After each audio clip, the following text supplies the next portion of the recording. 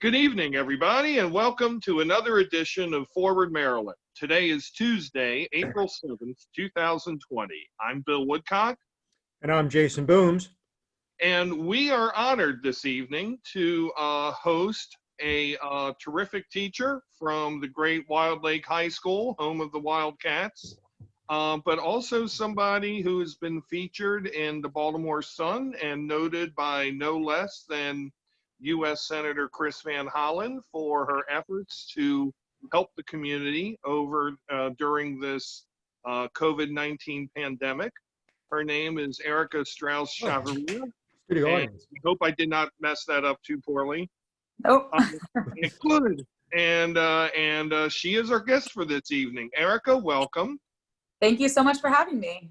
All right, so to start off, why don't you tell us just a little bit about you, a little bit about your background, and how you got involved in this terrific work you're doing in our community at this very important time. Thank you. So my name is Erika Strauss-Chavarria. I'm a 10th year Spanish teacher at Wild Lake High School here in Howard County in Columbia. I have been, like I said, teaching for 10 years. I actually graduated from Wild Lake in 2000 and didn't ever think I would be back, but I ended up becoming a teacher. And I am very lucky to be at Wild Lake. I love being there with my students. I love my job.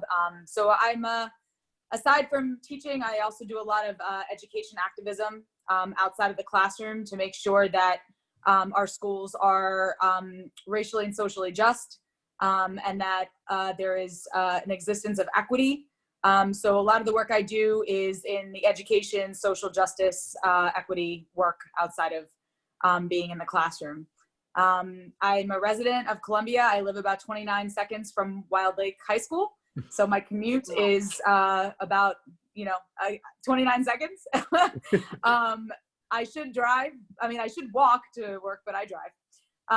But I do believe in if it's a possibility and if you're able to try to live in the community that you teach in. And I know that for a lot of educators, that's very hard to do with the exorbitant prices of housing. But I was very fortunate to find a little townhouse right by my school. So that's a little bit about my background. We were anticipating the close of schools, and a lot of my students and I were just talking about, what we were expecting and what we were anticipating. And my students were expressing a lot of concern to me about what they were going to do in terms of food, in terms of necessities. When schools closed, a lot of them rely on the lunches and the breakfast that are provided at school. A lot of them also have jobs outside of school to help contribute to their family, to maintain their families.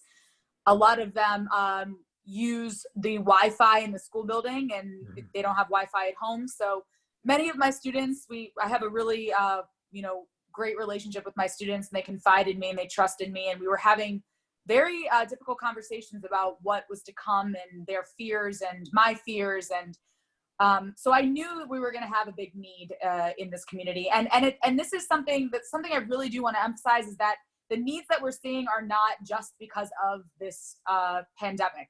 The needs that we're seeing have always been there, which is why I do the work that I do. I do the organizing work and the education activism work that I do on a daily basis, and I have been for pretty much my whole life. But we know that right now it's exacerbated and has multiplied because of the unemployment, because of the inequities that already exist in society are now just compounded, right? So we know that there's housing inequities, we know that there's medical care inequities, education inequities, and injustice, racial inequities and injustice. And so what we're seeing now is just an exacerbated situation that has always existed. And so I just posted on Facebook a note that's on my personal page that just said, hey, if and when schools close, who would be down for delivering items to our families in need?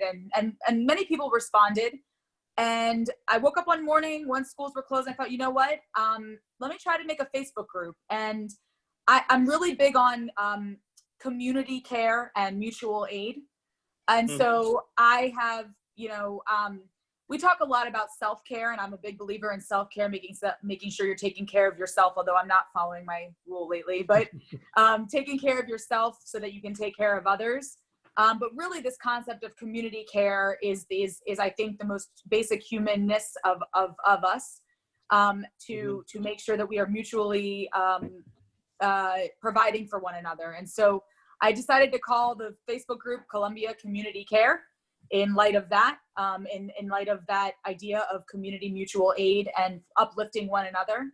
And I started off by inviting 40 of my friends who had responded, and just people that I knew in the community that were also very active. And from that, it grew. And now I think we have about 1,500 Facebook members. And yeah. Yeah, I know Jason and I are both members of that group. I know my son Will is a member of that group as well. And I remember first reading your Facebook post last year about our very interesting redistricting effort that went on in the community, and so you know, I saw you doing this new wonderful thing, and I think this is amazing. Jason, Thank you. you look like, as always, you look like you have a question. I have so many questions. Well, I'd like to start off with this one, and greetings, by the way, from a fellow Wild Lake resident. Woohoo! Who also lives well, actually, I did live right across the street until last July, but yes, same easy walk over there. Awesome. But I was curious, and this is partially because my wife is an educator. The conversations you've had with families and with students since the schools were shut down. What's your take on the spirit of the people that you're speaking with? What are they saying? What are they concerned about? What are you hearing? I mean, there's many things that people are worried about and talking about. Mainly just one message that I keep hearing is just a message of thanks to those who are out in the community doing the work. We know that you know, essential workers are the workers that typically are not valued in our society as they should be. And are the ones who are out there risking their lives right now to make sure that the community has what it needs. We're talking about, you know, workers who are in the supermarkets, you know, people who are still working in factories, who are manufacturing things that we need. Our healthcare workers are out there on the front lines right now. I mean, there's a sect of society that should be earning the millions of dollars in this world, and are the ones that are fighting for $15 an hour. And yet those are the ones that are right now we're relying on. So a lot of the messages I'm hearing are messages of thanks to those folks who are typically the most devalued and not given the gratitude that they deserve on a daily basis, but now are the ones on the front lines risking their lives. A lot of times the conversation is around you know, the recognition of the gratitude towards those who are also, you know, doing what they can to provide for the community from their homes. Those who have taken up sewing masks, those who are like in Columbia Community Care, who are out at the sites, the volunteers that are out there every single day, those who are donating and contributing. But I think something that's really beautiful that I see is a lot of the families that come and take some of the donations that we are offering also want to give back. And so there's a spirit of giving right now that I think is very beautiful. And I hope it remains that way. I think a lot of people are understanding that again, like I said before, the issues that we're seeing are not new. And that maybe it's a wake up call for many folks about the injustices that we have in this society that we live in, structurally and systemically. That people are noticing now, who, you know, those of us who are on the front lines doing this work all the time, we see it every day. I think people are very fearful because of just the unknown. My students have expressed to me that they're scared, and they have every right to be. And usually I'm the type of teacher that tries to ease fears, but unfortunately, I mean, I'm doing the best I can to ease fears with my students, but I can't, in all honesty, say to them that everything's going to be okay, because because it won't be necessarily. And so as a teacher who is there, you know, I love my students with all my heart, and we have real conversations in my classroom. That's something that I pride myself on, is that our classroom is a classroom of honesty, truth, safety, realness. And so we have the tough conversations all the time, but these conversations recently have been even harder because I can't stand there and say, I'll do, I'll make everything okay, or I hope, let's work together. This is what you can do. Or, the things that we typically think of, we do like group thinks. How can we make this world a better place? But right now it's just an unknown. And so it's hard to tell my students, I don't know, what's to come and what, if there will be someone who, who will be affected by this horrible virus, or, if you're going to see deaths or to, even just the difficulties and the stresses of everyday life right now, when that will get better, how it will get better, when they're going to have, everything provided for them that they've worked for. It's really hard. It is really hard, to be honest. And I'm just curious too, just talking a little bit more about, your students.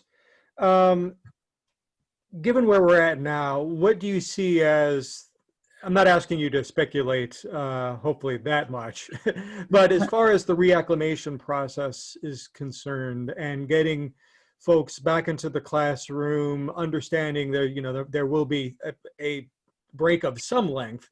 Is there anything particular you're concerned about the longer this goes on, in terms of students and their ability to adjust back to a regular classroom standing, or are you still in a day-by-day kind of mode and you're not even thinking that far ahead? So where's your head at, I guess, at this point regarding students and coming back to the classroom?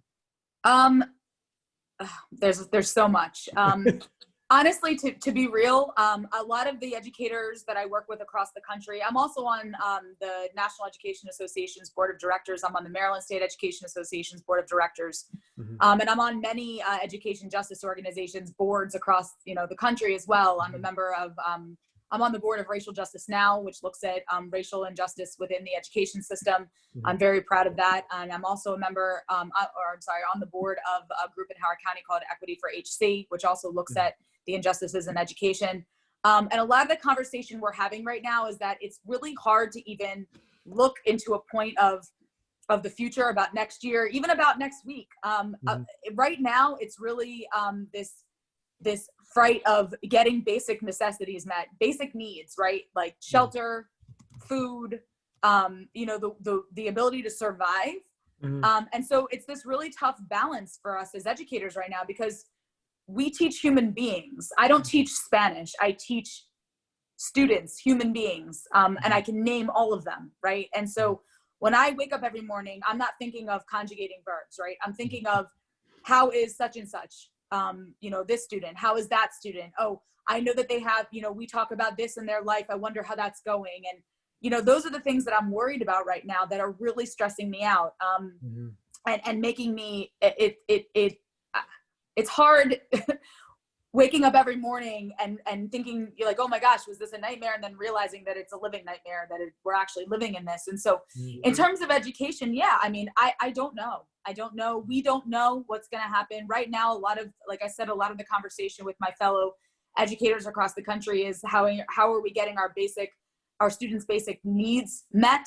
And then there comes, the next level. Then we're looking at education inequity. We already see inequities within education. And this is only going to compound that again, right? Like if we're supposed to be doing digital learning, how many of our students across the country don't have access to technology? How many students across the country don't have access to Wi-Fi? Or are now tasked with taking care of their younger siblings throughout the whole day and literally cannot get their assignments done.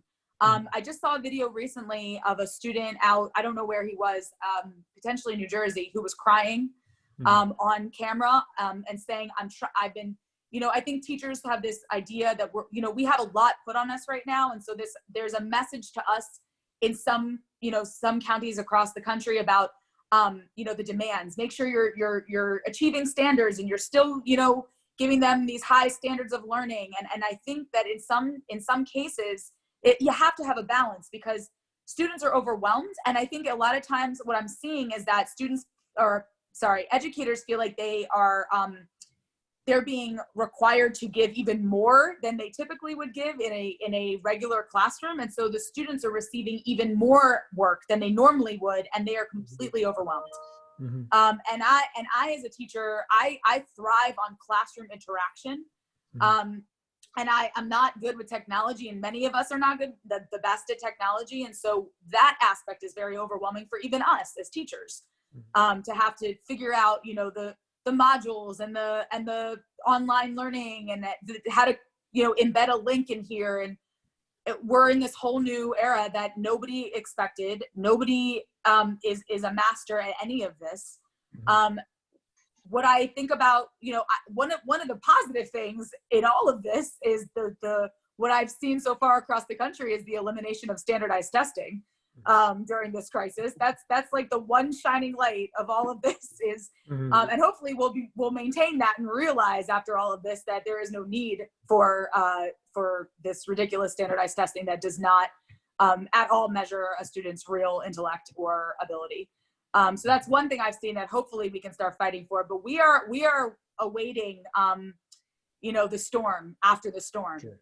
To be honest, we know that one of the things that we fight for or fight against all the time is actually digital learning, because eventually there could potentially be this idea that we don't need teachers interacting in a classroom face to face.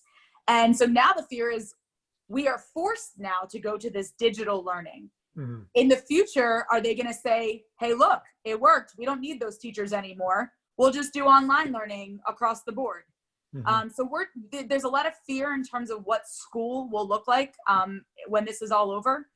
And I cannot wait for the day where I'm back in my classroom. Usually my classroom smells a little funky. But I'm like craving that funky smell to get back in my room and see my keys in the morning and enter my classroom and just like take the day in. I miss it. We all do. My Facebook profile thing says, this is not a break for us. This is a nightmare. We're devastated. We're devastated to not be in our classrooms with our kids right now and to have to rely on technology to move us towards this next level. There's this thing about grades. What are we going to do about grades? What are we going to do about graduation? I feel so bad for our seniors who have worked so hard to get to this point and will not see anytime soon those graduations, those commemorative moments. I know I've just talked forever, but it's a lot. It's a lot. Yeah, I was curious. I mean, I know we're spending a lot of time on the education front, but I think it's so fascinating, especially the intersection of equity and race. Yeah. We've already established we have a badly frayed social safety net. One of the things that actually tied to my wife's work for a moment, she got her dissertation in education equity, and specifically she was looking at how students of color were impacted by having white educators who weren't necessarily trained in how to teach or reach out and communicate with students of varying backgrounds. Just curious, so if we take away COVID-19 for a moment and just think about in a regular world where what would you say are some of the most pressing, and you already talked about digital or distance learning, any other major initiative or problem associated with equity that's sort of top of mind for you right now? I mean, in my everyday life of the organizations that I'm on the board of and that I'm a part of that do this work all the time, the school to prison pipeline is real. The biases that come along with how an educator, how those biases manifest and how they discipline students, what expectations, if any, they have of Black and brown students and what they're capable of. The over suspension and over expulsion of Black and brown students is something that we know is real. The interaction of a higher interaction of Black and brown students with law enforcement in school, who then get records at 15 years old, and are in the criminal injustice system is what I call it. These are all issues that are real, and that's not going to end because of what's going on right now. We are still going to see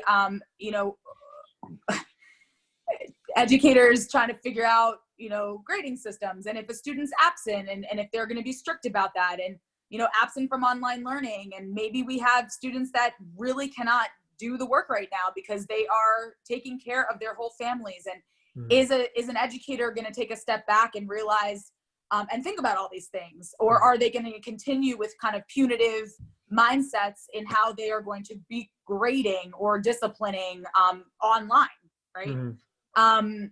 We know that food insecurity is a huge issue Yeah.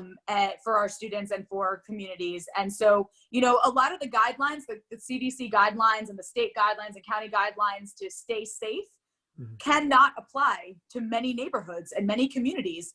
Social distancing is an impossibility in certain apartment buildings and complexes. How are you supposed to social distance if you're all together? Mhm. If you don't have basic access to soap and water or disinfectants, how are you supposed to wash your hands 20 times a day Mhm. for 20 seconds a day? I mean, all of these things are still around and still happening. Again, the disparities we see with even in we know that standardized testing was based on eugenics and has racist origins in itself. And so are we still going to be relying on these standardized tests during this time? We've seen a lot of them being shut down, but that's not across the nation yet. Actually, it might be. But these are all issues that on a daily basis with the organizations that I'm a part of and the grassroots organizing that I do, these are all the things that we talk about and that we think about when we're looking at education in general. And just because we're going through this crisis right now doesn't mean that those things go away. Yep. Exactly.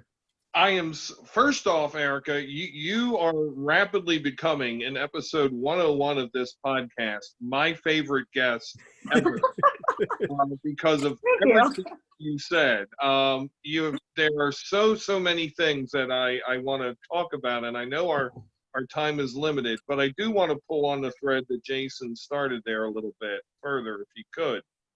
Because I'm an Oakland Mills parent, and both of my kids graduated Oakland Mills, and so very similar community to Wild Lake, and very similar challenges. And I have to wonder the same thing. I mean, I know it's hard for me to decide to take my shower and brush my teeth in the morning because I have a 15-foot commute. But to amplify what you said, I didn't use the exact words you did, but I did have the thought today that social distancing is a luxury. Yeah. It looks like the three of us all have, Yep. and for many people in the communities that we live in and serve, where people are neighbors, they don't have that. Also, there's what I just alluded to before in a little bit lighthearted way, habit forming. Outside of the structure of the school, the institutional structure, the social structure, what kids know, habits form. And how does that affect them mentally, emotionally, from a learning background? I know it's hard. It's hard to really think about when you're going to stop being wounded when you're getting shot a half dozen times, which is what I think we are during this pandemic. But I have to wonder, kind of like something that Fauci said the other day about, well, will we ever get back to normal? I don't know what normal is. Yeah. I think there's a lot of a thought process out there that, this sucks, but this year for the schools may be a little bit of a write-off, but next year it's going to be a real challenging year, 2021, and then fall of 21 things will get back to normal in air quotes. I'm not sure I agree with that thought, and I'd like to kind of know your thoughts on that.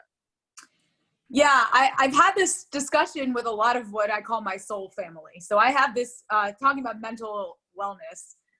What keeps me mentally well all the time are this soul family that I have. It's the folks that are not family by blood, but are family by heart and soul. And they are the folks that I rely on all the time to stay sane and to stay well and to stay healed in myself. And so I've been having this discussion with a lot of those folks about, what does this mean when they're exactly what you're saying? What does normal mean? And what do we want to go back to normal, right? I think if anything, this crisis has just taken this, I'm trying to be fancy here, but it's really just exposed to a greater level what the type of society that we have and the government structure that we have and this capitalist system that we have, what that really means for majority of people on on this planet.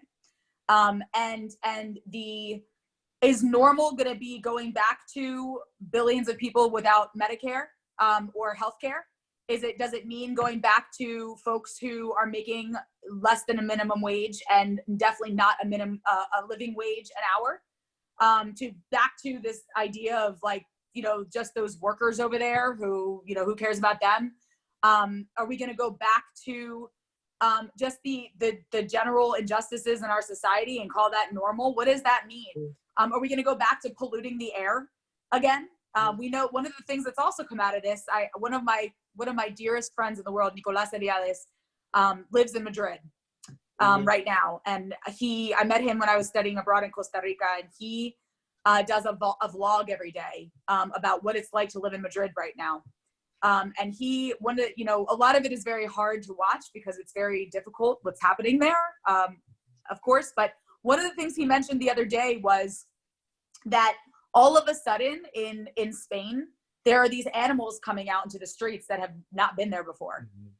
Different types of birds that are coming out that have not been there before. And not just in Spain, but in many different places. It's like the earth is healing itself. So was this Mother Nature and Mother Earth saying, you know what? You're destroying me and you're not going to stop it. So I'm going to stop it for you. Right. And that's like, was it Mother Nature saying I've had enough and I need to cleanse? We've heard that looking from an environmental perspective, the earth is cleansing itself right now. Right. And do we want to go back to polluting our waters and environmental racism? I was just on the phone today with my sister out in Flint, Michigan. I have a very close friend out in Flint, Jess Matthews, who we were asking her, what's happening now with Flint? Because we know they don't have clean water still.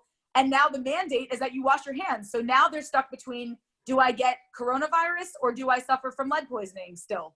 Right. And so environmental racism is still alive and well right now. But then you're thinking about, wow, this, is the earth cleansing itself? Are we going to go back to all of these injustices that we see? What does that actually mean? Are we going to allow the billionaires and the wealthy to continue on their wealth, or are we going to start down a different path? Could this be possibly a revolution? The start of a revolution, right? It could be. Well, the indications, between the fact that keep getting warmer and warmer in terms of our climate, and in light of the fact that storms keep getting stronger and stronger, and the time of those storms is broadening during the year, and they're getting more intense, and you have patterns showing up where they never used to before. And now you bring up a very interesting point. Now we have a biological threat or a biological response that maybe has been generated because humans are messing up the environment. And boy, even if even with the molecular, the thing about how the virus was caused, I'm sure you've heard, the bat who bit the pig, who went to the market, who was eaten by the person. Still, those viruses are mutating, and then what else is there? And as I've said to people, we cannot afford to have the world shut down for 3 months out of the year. So what are we going to do about this is a huge question that I don't know if we're smart enough to ask yet as a society, but I am glad to know people are thinking about it. Yeah, and one of the other, you reminded me of something. One of the things that I read recently, and that was floating around Facebook, and I don't remember what city it was. I wish I did. I think it's representative of the general population, but 70% of the cases in this one particular city are Black men and women. and Oh, I know you know, like, I can't remember. Was that Yeah. Detroit? Yeah. Was that Detroit or New Orleans? yes, Detroit. I believe it's Detroit. And I think that's representative across the board as well. And then you're looking at, well, is that, you know, then you think about, you know, folks that are taken to the hospital, and we know that some are going to be granted the respiratory machines and some are just going to be thrown to the wayside. And so will all of this racism filter in that, you know, when a doctor is making a decision about who to treat and who not? I mean, it's not, Right. I mean, clearly I appreciate our doctors, but the article also, there was another article I read was, you know, COVID may not be, you know, may not discriminate against, you know, race, but our healthcare system sure does, and our society still does. And so, you know, there's all of those factors that are playing into all of this. And so we have to be honest about that too. We can't hide from the truths of that. And that's, I'm glad you raised that point because I was actually working with a colleague of mine in the healthcare space. And she actually, I mean, she's a communicator. I understand the rhetorical flourish and the motivation behind it. It was something to the effect of COVID-19, it doesn't matter what your gender is, doesn't matter what your race is, But I mean, but I said that doesn't take into account the disproportionate impact this has on different communities. It's Exactly. really simplifying it. But I just want to comment on one thing. I've noticed the conversation, you've talked about education, you talked a little bit about the environment, talked about healthcare, food security, a very wide-ranging focus of issues that you're concerned about. Do you have any interest in seeking public office for yourself? You No. see that down the road? No. No, Not at all. I'm No. not sure that's 100%. I'm saying it here now. No, it's so funny because several people have said that to me, including a representative in Annapolis who, after I lobbied him, said that he was going to write my first recommendation when I ran for office. But that is not something I aspire to at all. I'm more of a grassroots, on the ground type person. I mean, I appreciate that. Just gonna say. Yeah, I don't. It's just I'm an educator, and that's what I love to do. And I think I will stick with education in whatever capacity that is, as long as I can. But I will still be, you know, I'm very involved in the political world, and so. But for me, it's not, it's politics, but it's humanness. It's community, and that's what I fight for. So. Terrific. Erika, I know we have already kept you longer than we said we would, and we need to get to the relief efforts. So, oh yes, those. a little bit more about where tables are set up, when are they, what can people expect to find there? Sure. Yeah. So we. Uh-oh. Are we there? Here, fine. Yeah. Oh, okay. I'm so sorry. So we are in 5 different sites right now: Swansfield Elementary School, Oakland Mills Middle School, Lake Elkhorn Middle School, Howard High School, and Wild Lake Middle School. The goal is to open up another branch in Longreach. That's one area that is kind of like a desert right now. There's no resources going through Longreach. A lot of the Longreach neighborhoods have to go over to Howard to get the grab-and-go meals. And so that's another site that we want to open up in the future if we have the volunteer means and we have the financial means to do so. So we begin collecting items 10:30 in the morning. We're at Swansfield Elementary School. We have 2 different sides of the parking lot, so folks can drive in. If they are dropping off donations, they go on one side of the parking lot, and we have signs that put the donations into categories, so they can drop their donations in whatever category they see fit. The other side of the parking lot is where our site volunteers park, and then they start loading from all the different categories. They grab from different categories to make sure that they have a sufficient amount for their site. They start loading their cars up, and then around 11-ish, they head off to their sites. They are at their sites from 11:30 in the morning to 1:30 in the afternoon.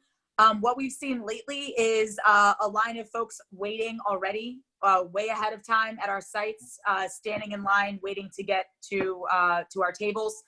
And we also are doing individual family deliveries for those folks who are unable to get out of their house for whatever reason, are scared to get out of their house, don't have the means to get out, whatever the case is. We don't ask why they can't make it to a site, but we are really overcapacitated on that at the moment. We're in desperate need of volunteers who are willing to shop and deliver. So we've actually had to streamline our efforts for those family deliveries. We're going to have, starting very soon, just pre-made list of items that every family will get.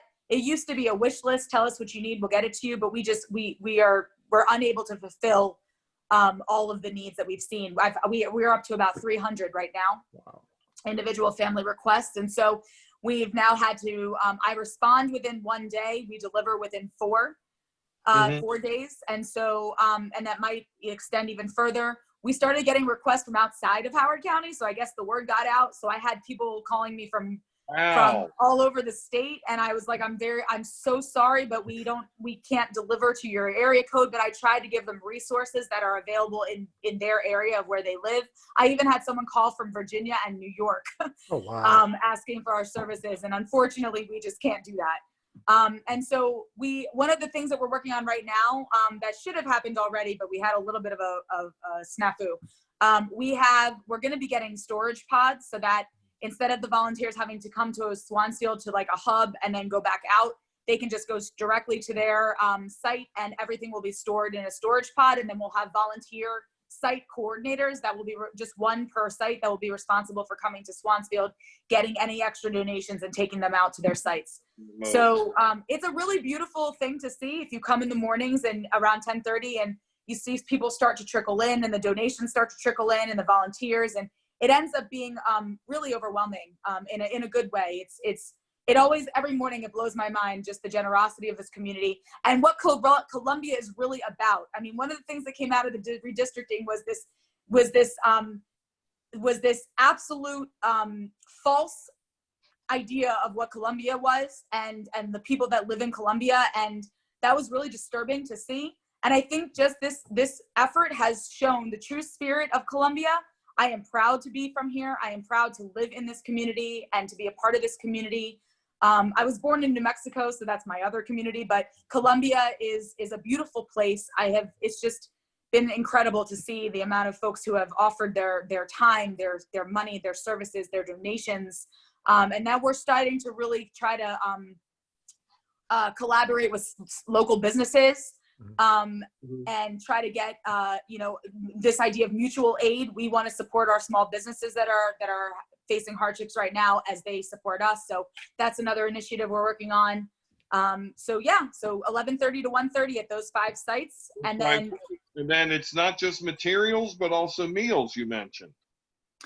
So we do, we haven't had many pre-made meals, but more it's, things that people can cook and sustain for a longer period of time, because the school system is giving the grab and go lunches, which is a meal. Difference between that.